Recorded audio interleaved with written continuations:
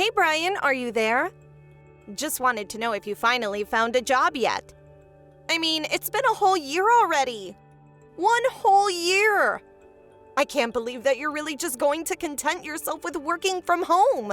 It's ridiculous. I know that your company filed for bankruptcy last year and that you managed to get a good chunk of change in your severance package, but still. What are we supposed to do when that money runs up, huh? You have to think about the future and find a real job. Wow, Lois, you are really blowing up my phone today. And I don't understand why you're messaging me like this when we're both in the house right now. I don't have to explain myself to you at all. Just hurry up and find a job already. How the heck are we supposed to survive if you're just going to be working from home? You need to go and apply for a real company with a building and go there. That's the only way we're going to make enough money to live. Lois, I don't know how many times I've had to explain all this to you, but I already make more than enough for us to live comfortably with the job that I have right now. In fact, I'm glad that my old job fell apart because it allowed me to turn my side job into my main focus. And things are going really well for me, so I don't think we have anything to worry about. I mean, when was the last time that you checked our bank accounts? Oh, please. I would hardly call what you're doing right now making enough for us to live comfortably.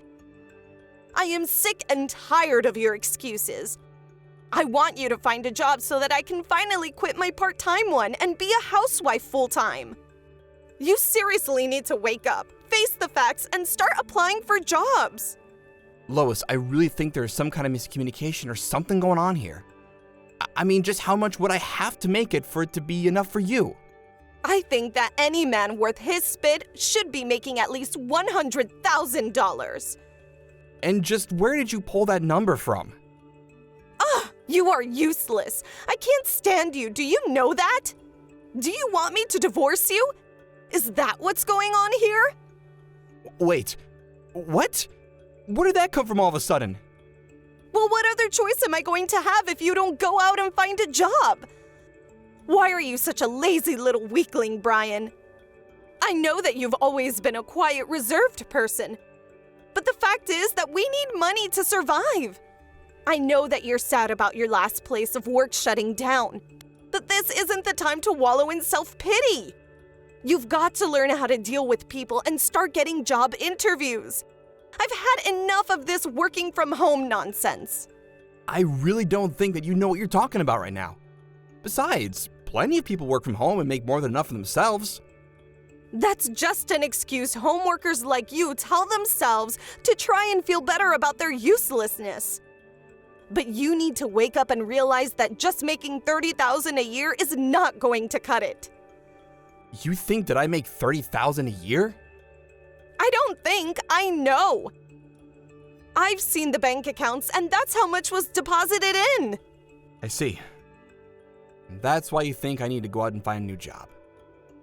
Are things finally starting to click in that little head of yours now? Well, it's too late.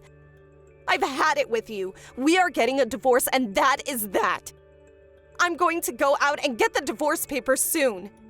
And since this apartment is being rented under my dad's name, I want you to pack your things and get out. You have until tomorrow, so you better start putting things in boxes now. Okay then, if that's really what you want. But for the record, I make $300,000 a year, not $30,000.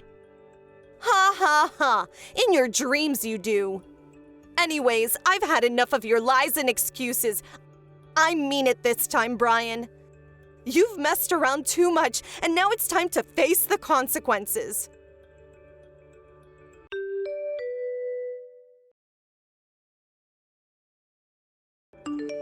Hey, have you already moved all of your things out? Yep, I think I left the apartment with all my stuff around 6 in the morning.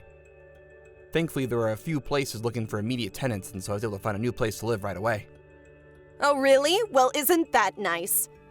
And the divorce papers? Did you sign them like I asked you to? I sure did. It should be all signed and ready to go. Just sit on the kitchen table. I see. Well, everything seems to be in order here. I guess I'll get ready and then go to the courthouse to drop these off so that it's official. Sure thing. Sounds good to me. Anyways, I'm working out of a cafe for now, so I'm gonna go. Ha ha ha! You mean you're still doing the same job? That really is just sad. I'm happy that our marriage is over. I could never spend the rest of my life with someone who's too scared to even apply for a real job. Ha ha ha!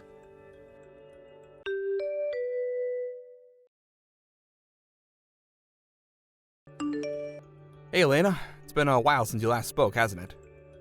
This is Brian, by the way. Oh, Brian. It really has been a while, hasn't it? Is there something I can do for you? Well, I'm very sorry to drop this news on you all of a sudden, but as of today, Lois and I are no longer husband and wife. We got a divorce. Hold on a second. You and my daughter got a divorce? That's right. I think Lois is probably dropping off the divorce papers right about now, if I had to guess. But I don't understand. What happened? Don't tell me that Lois went off talking and acting without thinking again. Oh, it's all her father's fault. He spoiled her rotten growing up, and now that she's an adult, she still expects everything handed to her right away. I'm really sorry to be bad-mouthing your daughter, but I think that's pretty spot on. Or rather, it's more like she just gets an idea of what is going on in her head and refuses to let it go, including about me. But I guess in her head, she reached her limits with me and decided she couldn't stand being with me anymore. What do you mean? What kinds of things did she get in her head about you? Well, she seems to think that I only make $30,000 a year through my job. You're kidding me! Did she really say that? That's right. She says that she was looking through our bank accounts and saw that that was how much I was paid. Oh my. I just don't even know what to do with that girl anymore. But thank you so much for coming to me and telling me about this. I'll tell my husband, but he's away on a business trip overseas right now. Oh, I see. Well, in that case, we should talk about this in more detail soon, if that's all right with you. Again, I'm so sorry to come to you with this so suddenly, but we'll talk soon.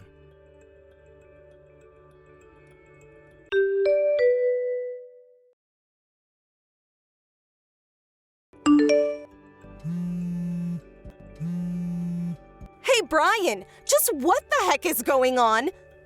I just got off the phone with my dad and he told me that you make $300,000 a year, not $30,000. What's the meaning of this? Why didn't you tell me any of this? How could you trick me into divorcing you like I did? If I knew that, I would never have left you. Hey there, Lois. Hope the past couple of days have been treating you well. Don't you pretend like you didn't read all those messages I just sent. You get your butt back to our house now and you sign our wedding papers. You mean you want to be married to me again? That was fast. I want to marry you because you tricked me into divorcing you. I have to put things back how they were now. And you think I'm gonna go along with that? Well, I only divorced you because I thought you were making so little money in the first place. But now that I know that you make 10 times that, I want you to come back and marry me again. Yeah, I don't really want to do that. But why not? What's wrong? Let me ask you something, Lois. What is it that you think I do for a living? Well, you work from home, right? That's the smallest possible start there could be, I guess, but you're not technically wrong. Do you know anything at all about who I work for, what it is that I'm working on while I'm at home? I don't know, work from home stuff? Ugh, this is going nowhere fast. I actually write for a very popular blog and put the stock market on the side. Every now and then I'll help out with some copy editing from writer friends as well.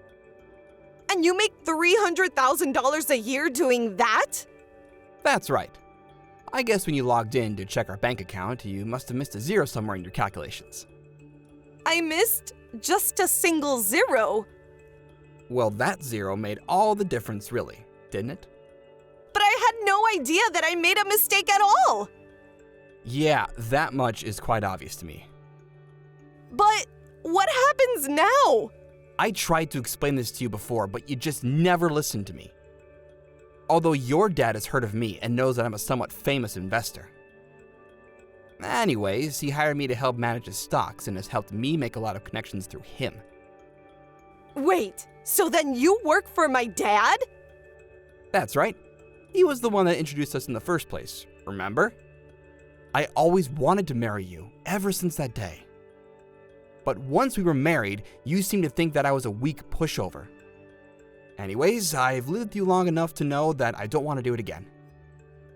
But wait, if we're divorced then, what's going to happen to you working for my dad? I don't know. You'll probably have to take it up with him. But this isn't fair. I had no idea. What if my dad forces you to get married to me again? I can make him do that. I really don't think that you can, actually. Just get back here and marry me right this second. I already told you that this is not going to happen, and nothing is going to change my mind. So you don't care at all what happens to my dad or his finances? Well, he's not even my main source of income anymore. Besides, I've already found him a different investor who is ready to take over his accounts. Plus, I've shown these messages to your father, and he understands why I'm wanting to leave you. Oh no, this is really bad though. My dad is going to be so mad at me. He might even disinherit me. Please, you have to get back together with me. Sorry, I'm actually really busy trying to meet a bunch of deadlines, so if this is all you have to say, I think we're done here. No, Brian, please don't go.